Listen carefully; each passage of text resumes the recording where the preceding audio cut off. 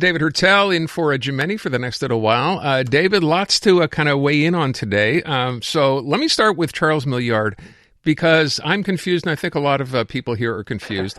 He said one thing about the notwithstanding clause in Bill 96, then seemed to walk it back the other day, and then this morning posted on X fairly lengthy explanation for what he was, beginning with, I am a nationalist in Quebec. And it seemed to me, because there's nothing here mentioned in his original take where he talks about Anglophones at all. This is all about what he wants to do. He says, I'm a proud nationalist. Promotion of French as a language is the heart of my political commitment. Who is he trying to appease here? And did he get himself into something he can't get himself out of? Well, it definitely seems that way because here we are now. We're on Monday. This started on Thursday, Aaron, and we're still talking about it. So obviously this is not dying down. Even on the French side this morning on Radio-Canada, I was talking about it. Still. And so what he's saying, after saying on Thursday that he would definitely use the notwithstanding clause and renew it for Bill 96, after walking back on Friday, as you're saying, on CJAD, and coming back now today saying, after consulting with lawyers, I'll use it only if necessary. Well, guess what, Charles? That's the position of the Liberal Party of Quebec since 2002,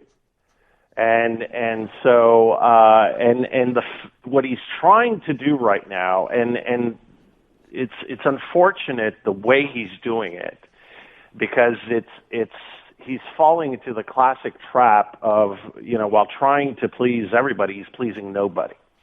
But what he is trying to do, Aaron, is that the big knock right now in the polls, in the focus groups, commentators everywhere in Quebec, is that the Liberals aren't able to score points, valid points, and be competitive in the regions, in the Francophone regions. So basically, outside Montreal, Laval, South Shore, close to Montreal, a bit of the townships, a bit of the Ottawa region, Outaouais region rather, the Liberals aren't really competitive. And the knock is, it's because the Liberals aren't nationalist enough. Now, that is spin that has been the bread and butter of the CAQ and of the PQ for a long time when talking about the Liberals. But I don't know if that's necessarily true. On the federal side, and I know the comparisons aren't perfect, but Mark Carney rode into Quebec and he scored a lot of points with Francophones in the regions, even bloc voters in the regions, by saying, I'm the guy to trust for the economy. And that mantle is available right now in provincial politics. And nobody owns that issue. But Charles Milliard, because of his very clumsy attempt at putting this issue to rest on Thursday, let's remember, it's not nothing. A major issue like this for a leader of the Quebec Liberal Party, he has been asked this question over and over and over since he became leader earlier this year. He does this during a press conference in a hot room in the National Assembly, a press conference, mind you, that was not specifically about this. There were a bunch of other topics. Now, it's as much form as it is substance, Aaron, that why not make a concerted effort to prepare the ground with the English-speaking community, do a major policy speech, explain his position, because let's face it, the position today is saying, well, I won't necessarily use the notwithstanding clause unless it's been made absolutely necessary, either by decisions of the courts or something that is flagrant. That's ultimately what he's saying now. Yeah. Well, that's not what he said on Thursday. And so it shows really, again, a lack of understanding of the issue, but more importantly, a lack of an understanding of a big part of his base right now. Because there are a lot of writings that have a lot of Anglo voters. And so especially, again, in the Outaouais region, in the townships, Laval, Montreal, of course, there are writings, if you look recently, Saint-Anne, Dominique Anglat's former writing, Verdun in 2018, those were lost partly, but importantly, because the English-speaking community, a lot of English-speaking voters stayed home. And so if they decided to stay home because they don't trust Charles Milliard, and Charles Milliard, the knock on Charles Milliard was always, well, he's not very known. Well, he's not very known in the English-speaking community. Today, he went to a nomination of a new candidate in St. Rose in Laval, but he wasn't there for Liz Prass's renomination yesterday in Robert Baldwin. How come?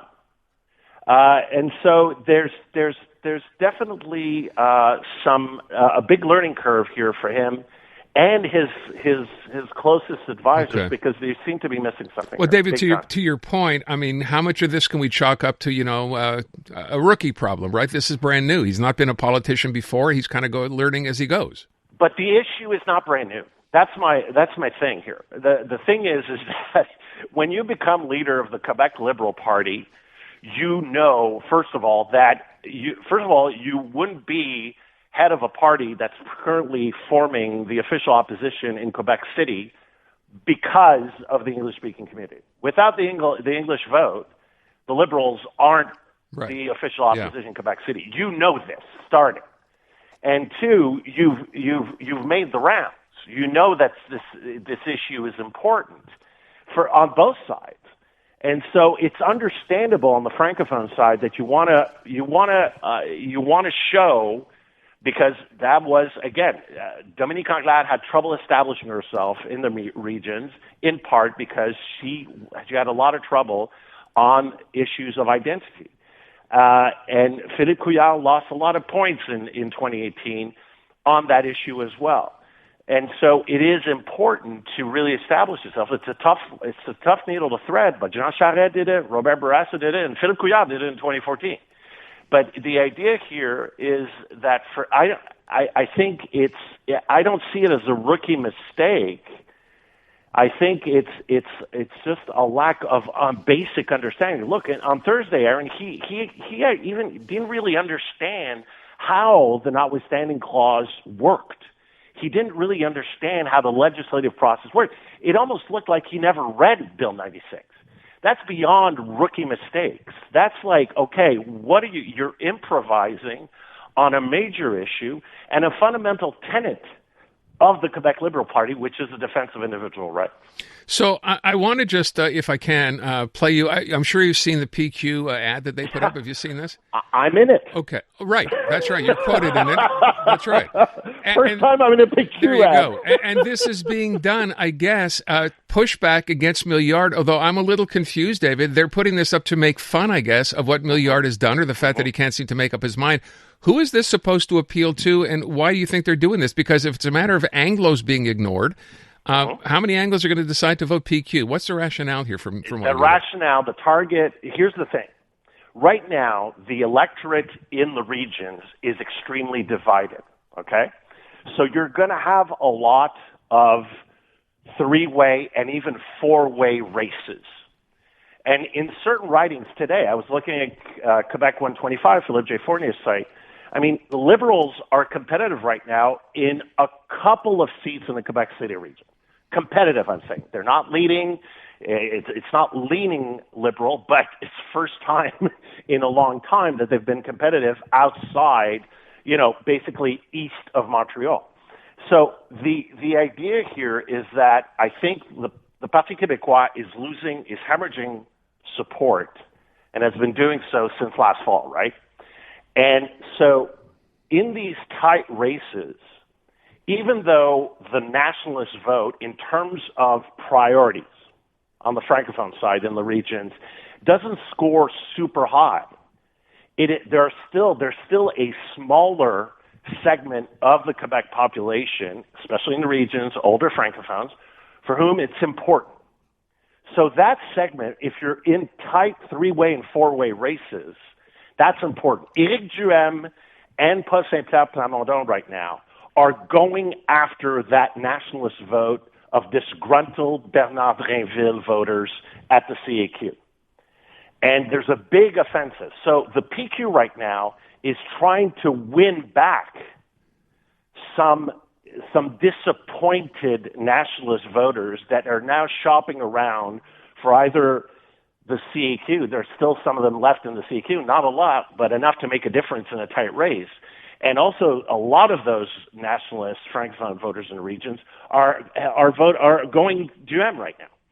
So that's the move right now for Poste Abandon. He's trying to win back and bring back to the PQ that nationalist identity vote that has been hemorrhaging since the fall. All right, before I get out of here, because this is my question, which we're going to come back to the audience today, to our listeners, with respect to Mark Carney's YouTube video, which came out on the weekend, talking about a lot of things, but specifically the thing, I guess, that stands out, at least the one we want to talk about, is his issue with, trade in the U.S. Here's just a little clip from that. There are some who say there's no need for a comprehensive plan. They believe we should wait it out in the hope that the United States will return to normal, that the good old days will come back. But hope isn't a plan. And nostalgia is not a strategy.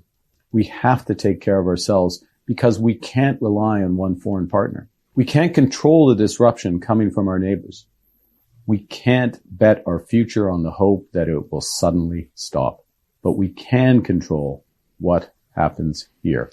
He also, in that speech, went from saying that, Canada's strength with the U.S. has now become a weakness because we can't deal with this administration. I'm curious your reaction to what he said. Well, I thought it was a very good move on his part, and if he goes and if he does this regularly, it evokes to me, it's a historical reference, but Franklin Delano Roosevelt's, fireside chats way back when during the Depression times. But I mean, it's very effective. I watched it both in English and in French, and first of all, it is a response to U.S. Commerce Secretary Lutnick. Yeah. Calling us idiots last week. Let's face it, this is a shot back saying we're not gonna take this. We're gonna toe the line, and it evokes the Davos speech of a few months ago. But also, what I thought was very important with this is that he not only talked about the importance of reworking our economy and our relationship with the U.S., but he finished with concrete measures on affordability. He talked about what his government is doing right now to directly impact our pocketbooks. And I think that's very important because he did say this will take time, and it will take time.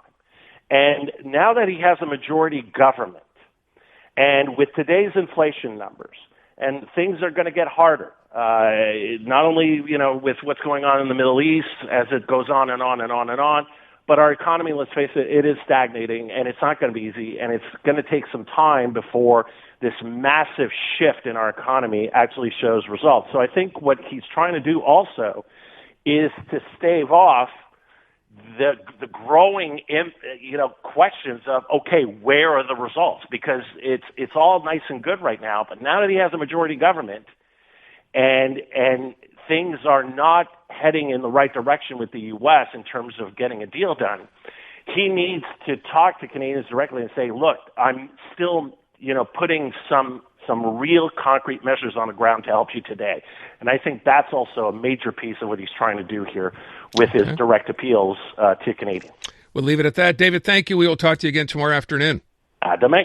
Hello, Canada. This is Bryan Adams Radio.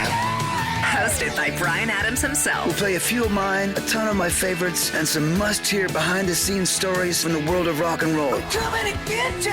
One thing about doing rock and roll so long is you end up meeting a lot of the people that you admire. Sometimes you even get to work with them. It's only love, and that's all. Bryan Adams Radio. I'm coming back to you. Now available on the free iHeartRadio app. Hey everybody, how are you tonight? Sounds great.